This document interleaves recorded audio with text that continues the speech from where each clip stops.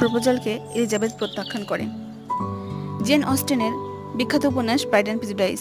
Elizabeth mister ডার্সির প্রথম প্রস্তাব প্রত্যাখ্যান করে তার অহংকারের কারণে। তাছাড়া এলিজাবেথ বিশ্বাস করে ডার্সি তার বোন এবং মিস্টার বিংলের সম্পর্ক ভেঙে দেওয়ার জন্য ভূমিকা রেখেছে। সে আরও মনে করে ডার্সি মিস্টার উইকহামের সাথে অন্যায়ভাবে প্রতারণা করেছে। ডার্সির ত্রুটিপূর্ণ প্রস্তাব। ডার্সি বলে, অকারণে আমি সংগ্রাম করেছি, এটি চলবে না, আমার অনুভূতিগুলো দমন করা যাবে না। তোমাকে আমায় বলতে দিতে হবে যে আমি কতটা গভীরভাবে তোমাকে প্রশংসা করি এবং তোমাকে ভালোবাসি। In vain I have struggle, it will not do, my feeling will not be represent. You must allow me to tell you how already I admire and love you. এলিজাবেথের বিস্মিত হওয়া এবং প্রত্যাখ্যান। এলিজাবেথ সহনীয়, তবে আমাকে প্রলুব্ধ করার জন্য যথেষ্ট সুন্দর নয়।